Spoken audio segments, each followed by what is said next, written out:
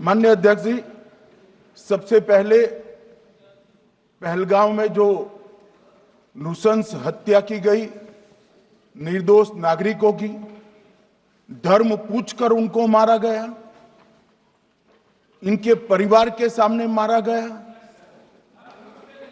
और बड़ी बर्बरता के साथ ये हत्याएं की गई, इसकी मैं घोर निंदा करता हूं।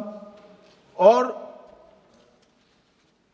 जो मारे गए हैं इनके परिजनों के साथ अत्यंत हृदय की गहराइयों से मैं संवेदना भी व्यक्त करना चाहता हूं। ऑपरेशन सिंदूर के जवाब में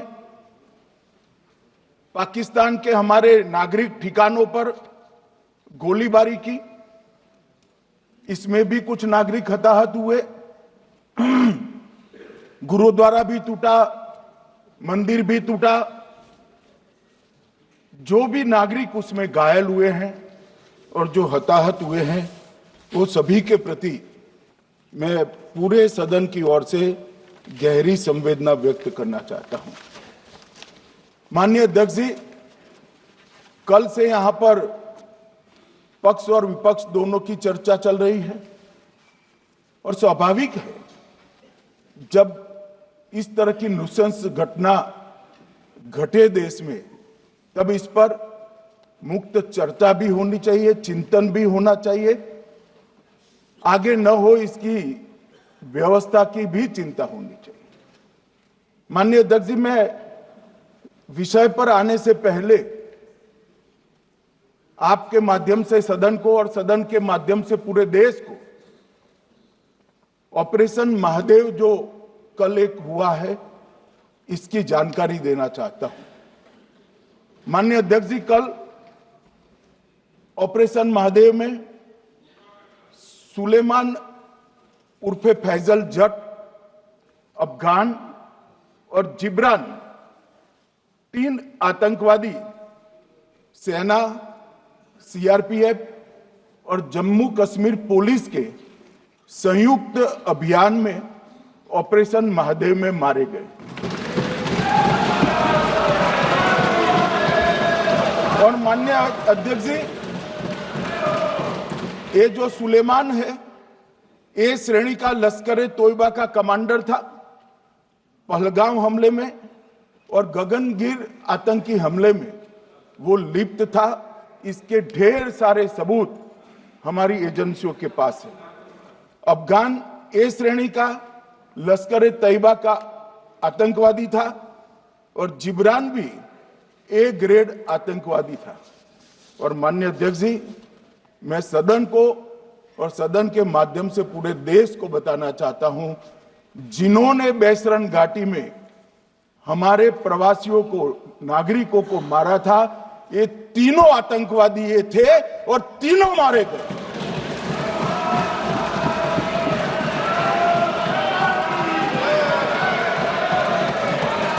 और मान्यवर, मैं आज इस सदन के माध्यम से सेना के पैरा 4, सीआरपीएफ के सारे जवान जो अभियान में शामिल थे और जम्मू कश्मीर पुलिस के जो जवान थे, वो सभी को सदन और पूरे देश की ओर से बहुत बहुत साधुवाद देना चाहता हूं। माननीय अध्यक्ष जी, मैं इस ऑपरेशन महादेव के बारे में थोड़ा डिटेल में बताना चाहूंगा। ऑपरेशन महादेव की शुरुआत 22 मई 2025 को, एक प्रकार से तो जिस दिन हत्या हुई थी उसी दिन रात को 22 मई 2025 को हुई। जिस दिन हत्या हुई थी उसी दिन रात को एक सुरक्षा मीटिंग की गई थी जम्मू कश्मीर में। ये पूछ रहे थे, कोई गए नहीं, सिर्फ राहुल गांधी गए। अब आपकी आंख कौन से चश्मे से देख रही है मुझे मालूम नहीं। माननीय अध्यक्ष जी, 1 बजे हमला हुआ, मैं 5:30 बजे श्रीनगर में उतर चुका था।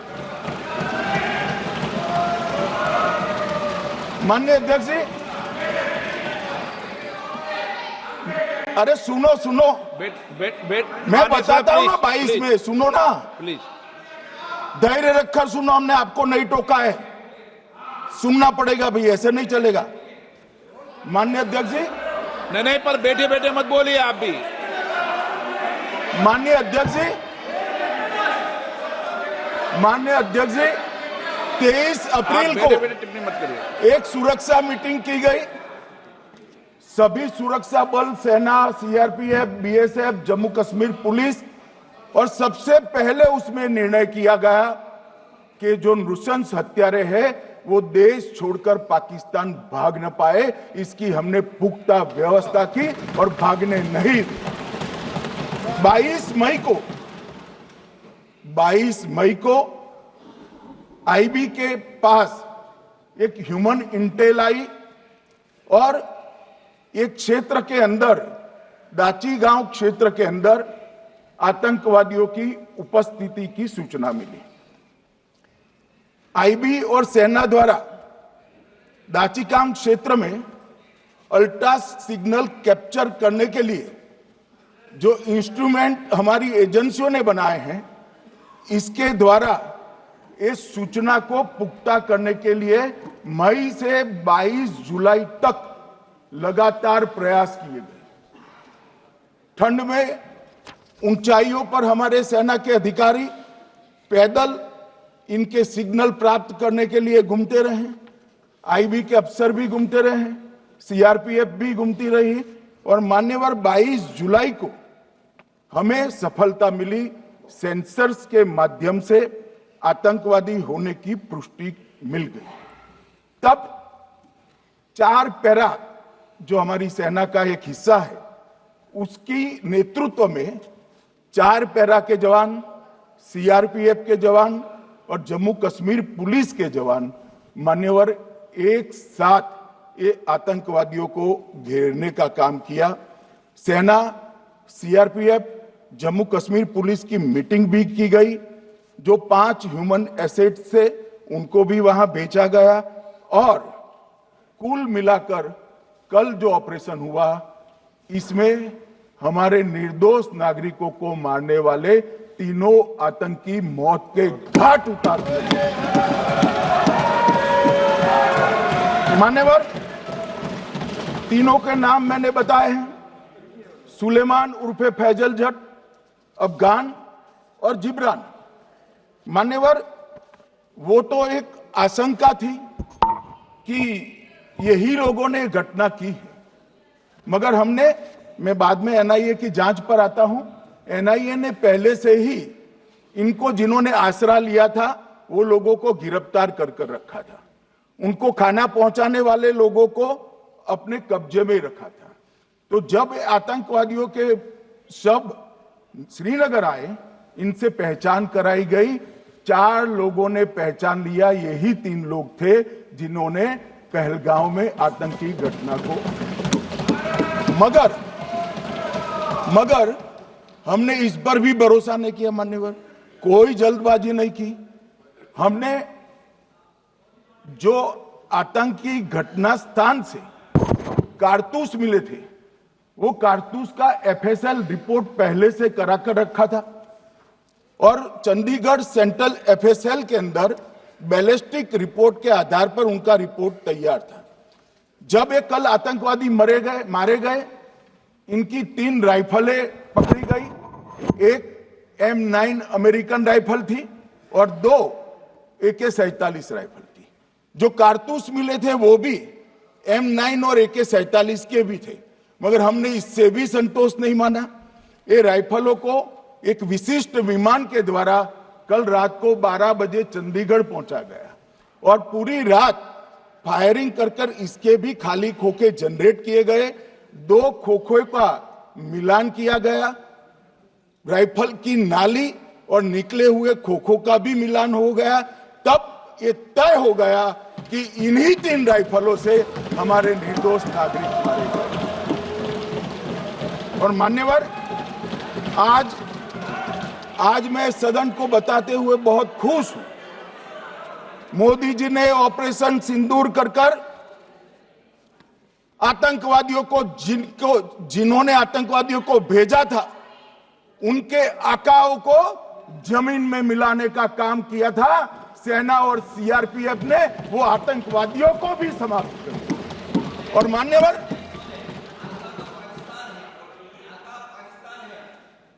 कौन पाकिस्तान से आपकी बात होती है क्या? अरे बैठ जाओ भाई।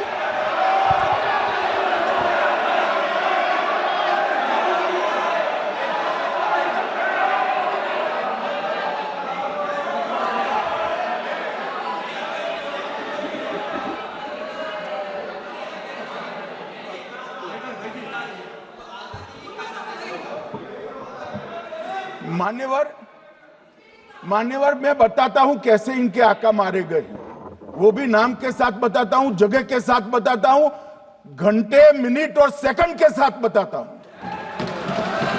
मान्यवर मैं तो अपेक्षा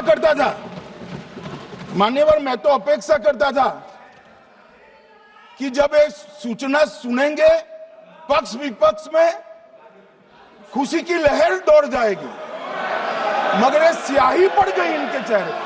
ये क्या है मान्यवर, किस तरह की पॉलिटिक्स? भाई आतंकवादी मारे गए, आपको इसका भी आनंद नहीं है?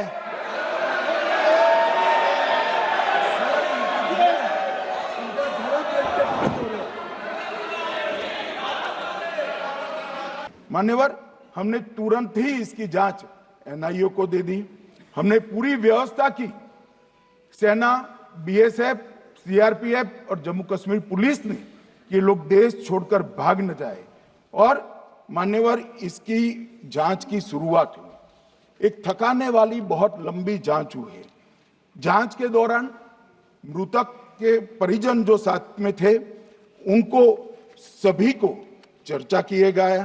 पर्यटकों, खच्चर वालों, पोनी वालों, फोटोग्राफर,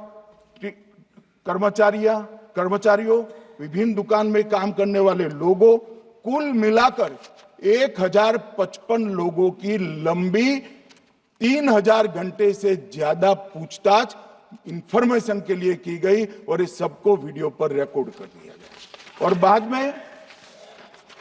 बाद में इसके आधार पर स्केच बनाया गया और ढूंढते 22/6/25 को एक बशीर की पहचान की गई और परवेज की पहचान की गई, जिन्होंने आतंकवादी घटना के अगले दिन आतंकवादियों को शरण दी थी।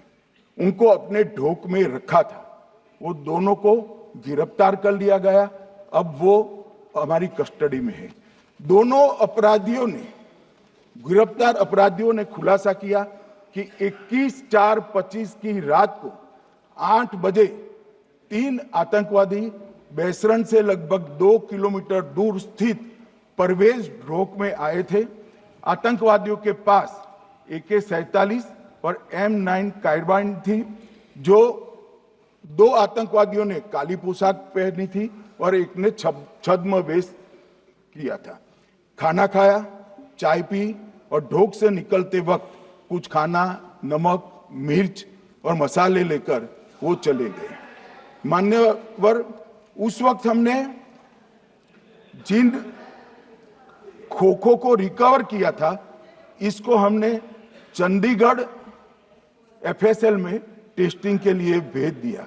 और जब चंडीगढ़ FSL में टेस्टिंग के लिए भेजा गया तो वही राइफल से एप्को आतंकी हमला हुआ था, वो भी निश्चित हुआ। तो आज इसके साथ साथ दूसरे एप्को आतंकी हत्या को अंजाम देने वाले आतंकियों का भी इसके साथ ही समाप्ति हुई है, उनको मार दिया गया है।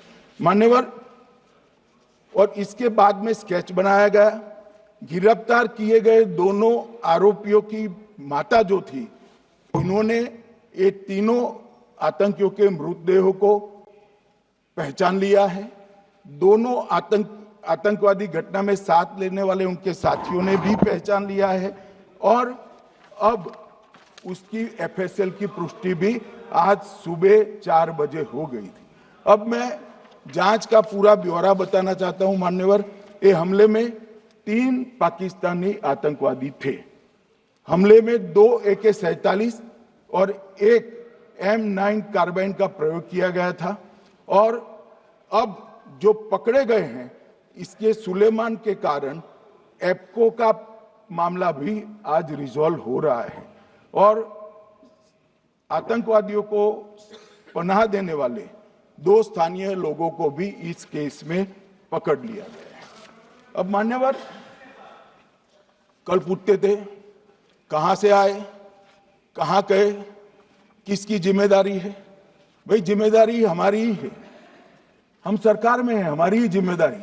मगर मैं पूछता हूं जब आप सरकार में थे तब क्या क्या हुआ था, इसकी जिम्मेदारी किसकी थी और क्यों निर्वहन नहीं किया, वो भी बाद में पूछूंगा, जरा धीरज से सुनना। मगर मान्यवर मुझे एक बड़ा दुख हुआ, कल इस देश के पूर्व गृह मंत्री चिदंबरम जी ने सवाल उठाया कि क्या प्रूफ है कि ये आतंकवादी पाकिस्तान से आए, और मान्यवर कब उठाया, जब संसद में चर्चा होने वाली थी। क्या कहना चाहते हैं चिदंबरम साहब?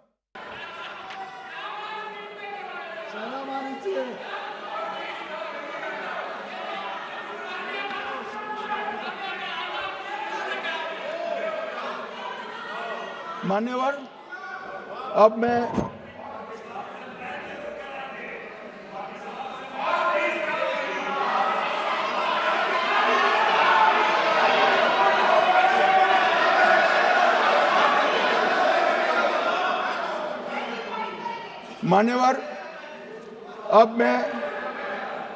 पहलगांव आतंकी हमला और ऑपरेशन सिंदूर, ये दोनों घटनाक्रम के लिए मान्यवर ये अभी से थक जाते हैं।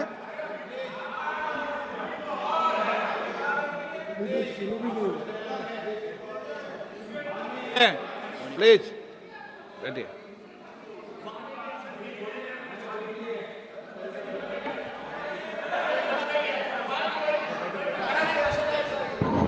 मान्यवर मैं आपके माध्यम से कहना चाहता हूं थोड़ा धैर्य रखे भैया, अभी तो शुरू हुआ है, अभी तो शुरू हुआ है।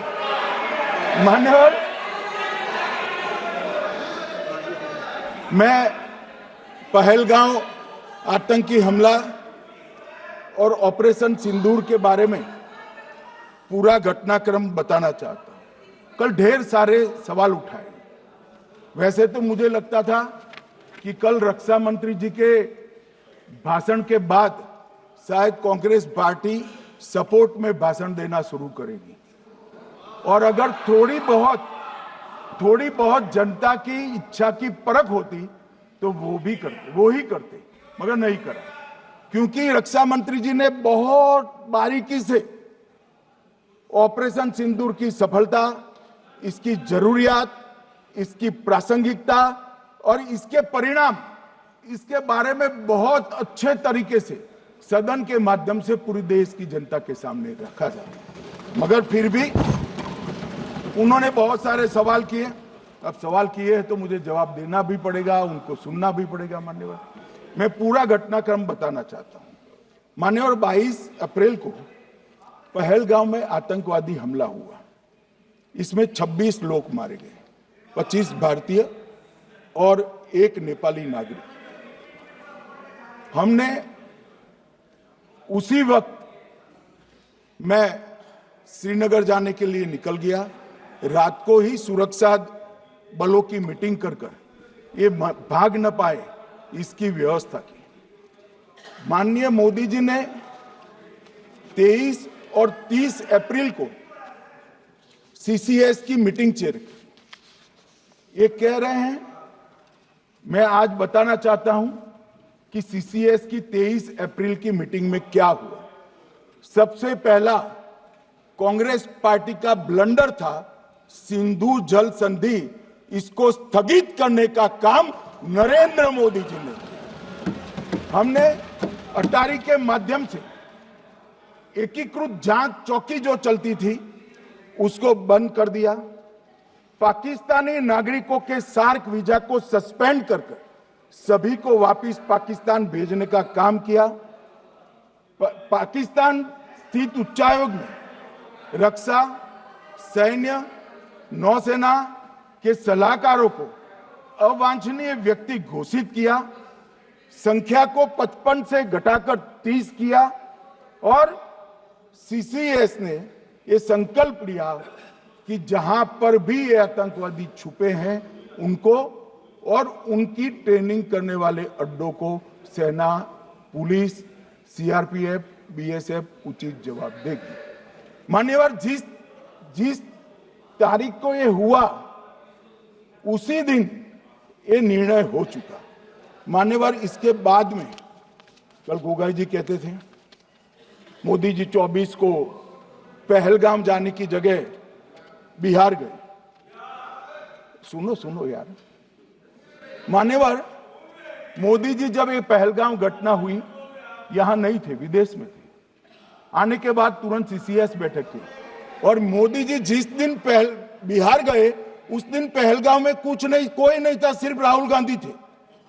सारे लोग चले गए थे, सारे लोग वहां से अपने अपने ठिकाने पर चले गए थे। मगर इन्होंने एक बात कही, उस पर मेरी आपत्ति है मान्यवर।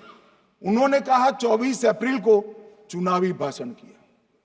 मान्यवर, देश का नेतृत्व करने वाले देश के प्रधानमंत्री की फर्ज होती है कि देश की संप्रभुता पर, देश के नागरिकों पर अगर ऐसा जघन्य हमला होता है तो जनता की भावनाओं के अनुरूप जवाब देना चाहिए। मान्यवर, मैं आज आपकी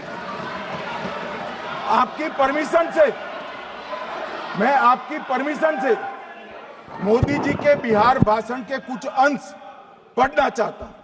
कोट अनकोट है। 22 अप्रैल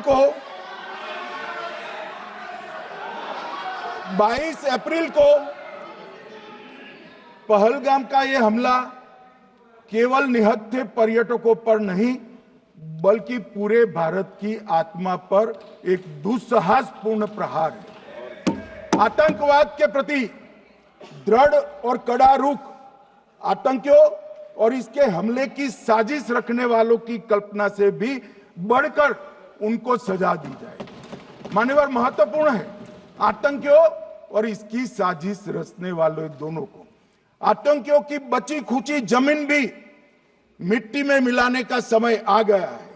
140 करोड़ भारतीय इस बात के लिए एकजुट है कि आतंक के आकाओं की कमर तोड़ दी जाएगी। भारत हरेक आतंकवादी और उनके समर्थकों की पहचान करेगा, उनका पता लगाएगा और उन्हें दंडित करेगा।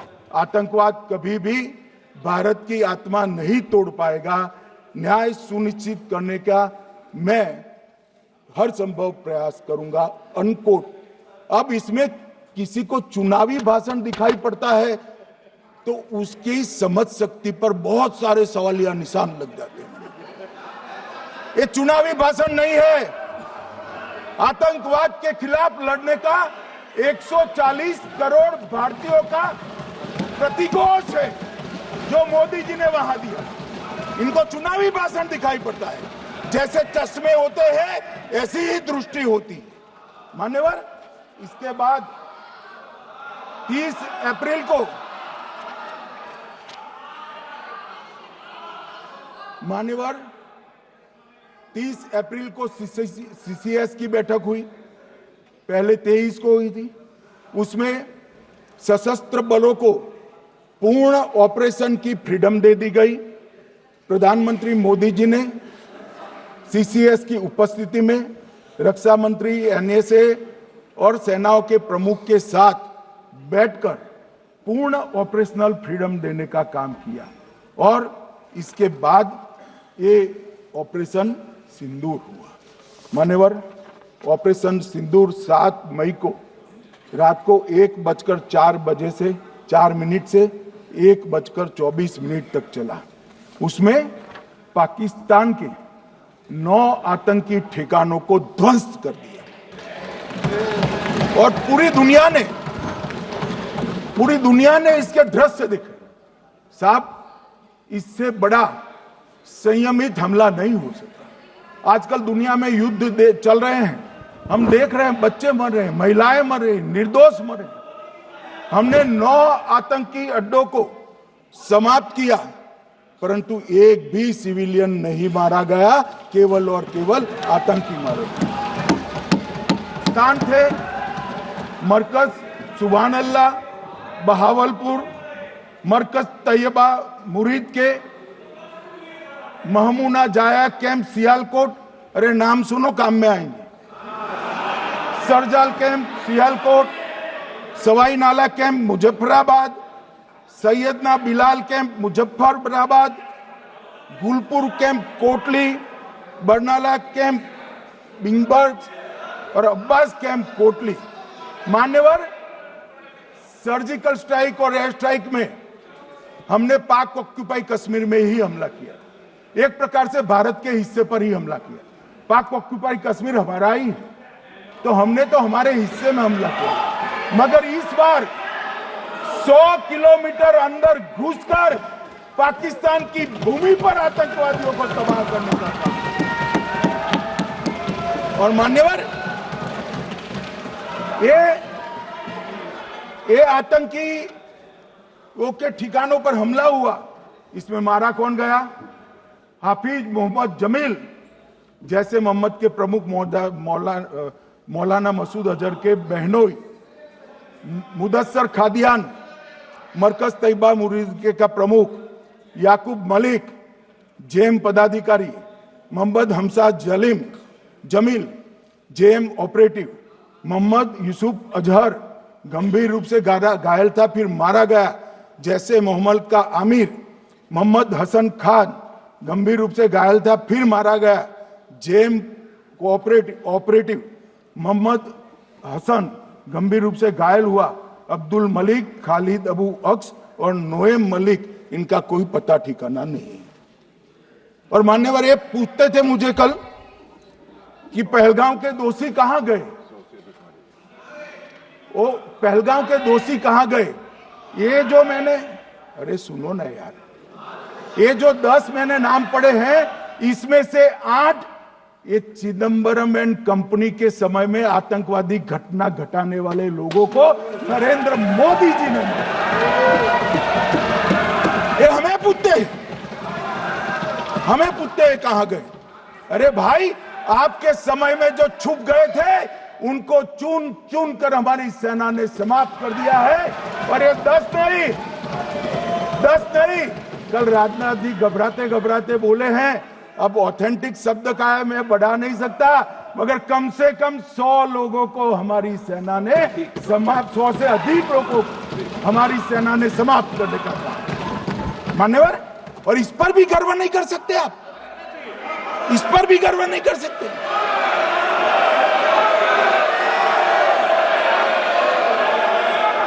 मान्यवर,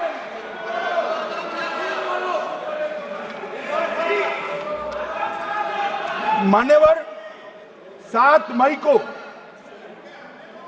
1:26 पर 22 मिनट पर ये हमारा काम समाप्त हो गया। हमारे डीजीएमओ ने उनके डीजीएमओ को बता दिया कि भाई, हमने आतंकवादी हमलों पर, स्थानों पर सिर्फ हमला किया है, इनके हेडक्वार्टर पर हमला किया है, जो हमारा आत्मरक्षा का अधिकार है। पूरी दुनिया इसको एक्नॉलेज करती है। ऐसा नहीं हो सकता है मनमोहन सिंह के समय की तरह कि वो आकर मारेंगे और हम चुपचाप बैठे रहेंगे और जाकर चर्चा करेंगे। ये नरेंद्र मोदी सरकार, ऐसा नहीं हो सकता, डोजियर भेजते रहेंगे। मान्यवर, उरी में हमला हुआ, हमने सर्जिकल स्ट्राइक किया, पहलगाम में हमला हुआ, एयर स्ट्राइक करा, और अरे पुलवामा में हुआ, एयर स्ट्राइक करा, और पहलगाम में हमला किया। 100 किलोमीटर अंदर जाकर 9 अड्डों और 100 से ज्यादा आतंकवादी को समाप्त। मान्यवर, अब देखिए, हमने तो हमला किया था पाकिस्तान स्थित टेररिस्ट ठिकानों पर। अब पाकिस्तान से गलती हो गई, टेररिस्ट ठिकानों पर जो हमला किया था उसको वो अपने पर का हमला मान बैठे। और पूरी दुनिया में कहते थे कि हमारा टेररिज्म से कोई लेन देन नहीं है। ये तो अब ऐसे ही ग्रुप करते हैं, हम तो विक्टिम है, जो मनमोहन सिंह ने सर्टिफाइड भी कर दिया था कि ये भी विक्टिम है। मान्यवर, मगर दूसरे दिन इनकी श्रद्धांजलि का कार्यक्रम हुआ और पाकिस्तान को मालूम नहीं पड़ा कि ये पूरी दुनिया देखेगी।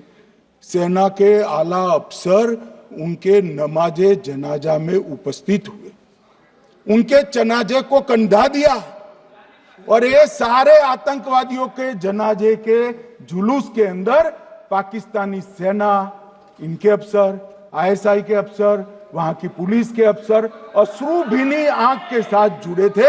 और मान्यवर, ये सिंदूर ने पाकिस्तान को पूरी दुनिया में एक्सपोज कर दिया कि पाकिस्तान के अंदर टेररिज्म स्टेट स्पॉन्सर्ड टेररिज्म है। ये पूरी तरह से मान्यवर, पूरी तरह से एक्सपोज हो गया।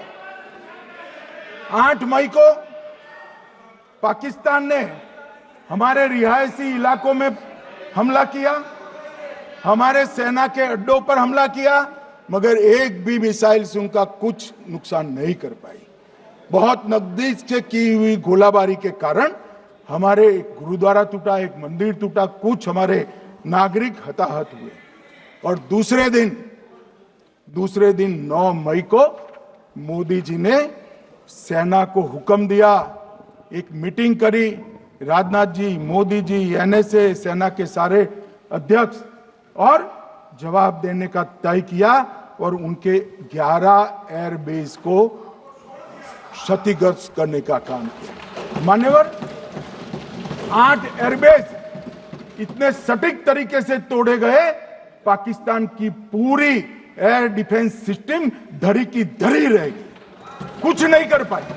नूर खान चकलाला एयरबेस तोड़ दिया गया, मुरीद तोड़ दिया गया, सुगुर्दा तोड़ दिया गया, रफीकी तोड़ दिया गया, रहीम यार खान तोड़ दिया गया, जकोबाबाद तोड़ दिया गया, सुक्कुर और भोलारी भी तोड़ दिए। और सुक्कुर, लाहौर, अरिफवाला, चुनेन, जकोकाबाद और नया चोर, ये 6 रडार सिस्टम भी उनके पूरी तरह से ध्वस्त कर दिए।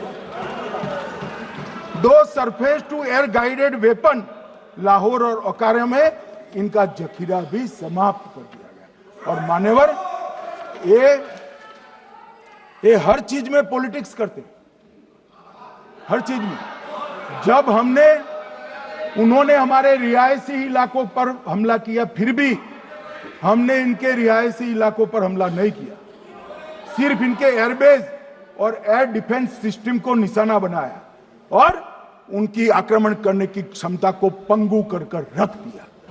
हमारी पूरी सेना, पूरी वायुसेना, पूरी नौसेना अक्षुण्ण थी और उनकी हमला करने की क्षमता को हमने छिन्न विछिन्न कर दिया। पाकिस्तान के पास शरण में आने के अलावा और कोई चारा ही नहीं था। इसलिए मान्यवर, इसलिए 10 मई को डीजीएमओ ने, पाकिस्तान के डीजीएमओ ने भारत के डीजीएमओ को फोन किया और 5 बजे हमने इस संघर्ष को विराम किया। अब मान्यवर,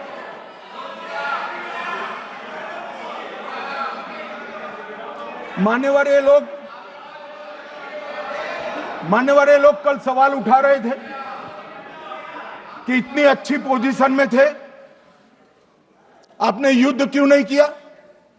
युद्ध के कई परिणाम होते हैं मान्यवर, करना न करना वो सोचकर करना पड़ता है।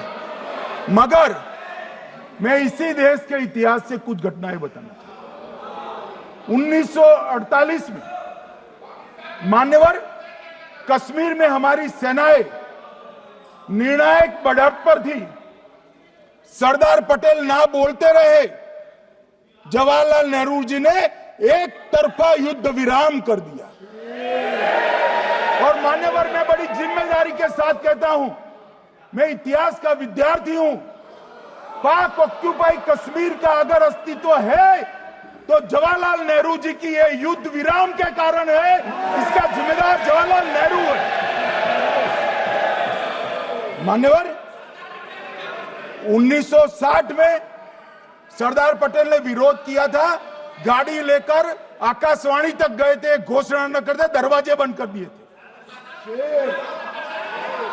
मान्यवर, 1960 में सिंधु जल पर भौगोलिक व रणनीतिक रूप से हम बड़े मजबूत थे और उन्होंने सिंधु समझौता क्या किया, 80% भारत का पानी पाकिस्तान को दे दिया।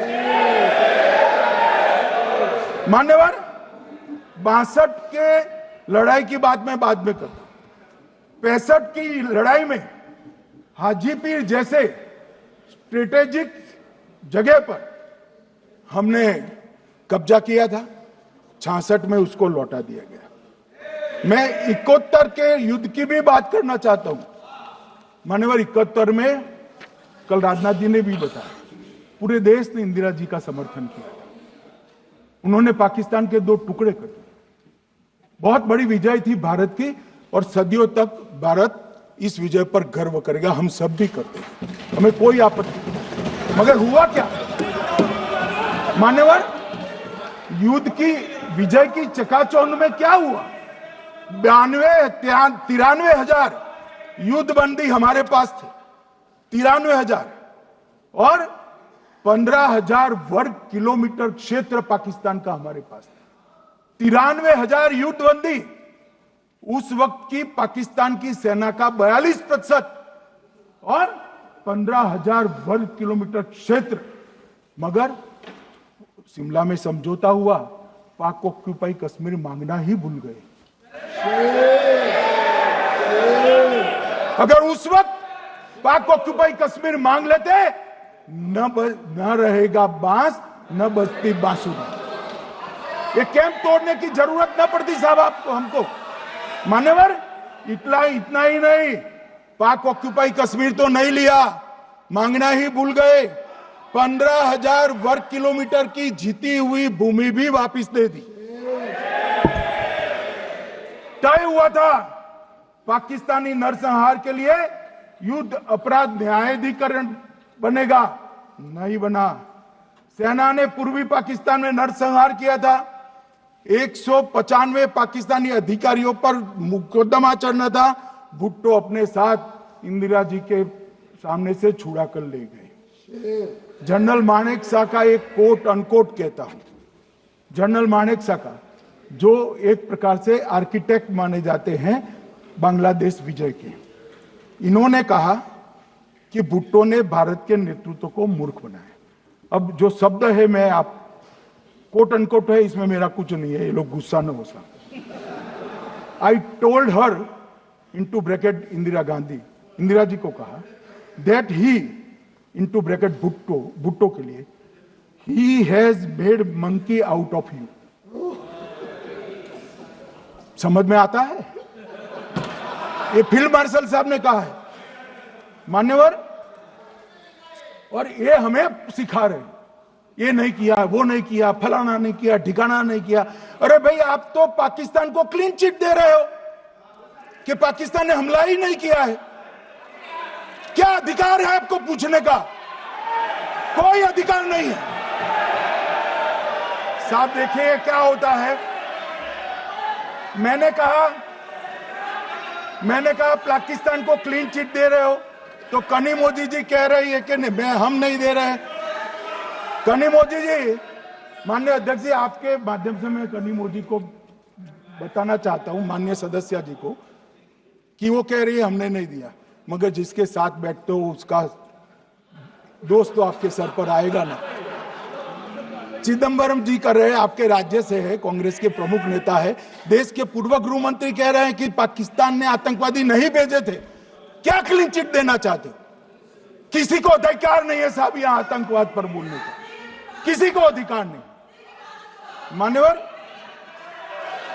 मैं अब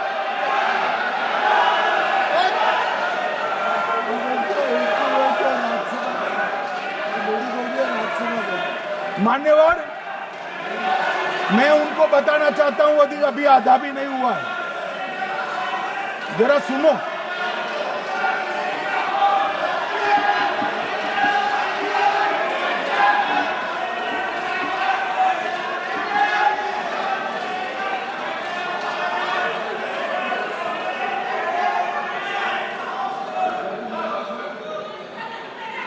मान्यवर,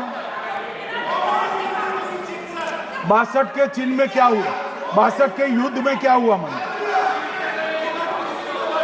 ये अभी कल कुछ कांग्रेस के सदस्य चीन का सवाल पूछ रहे थे, मैं आज पूछना चाहता हूं 62 के युद्ध में क्या हुआ?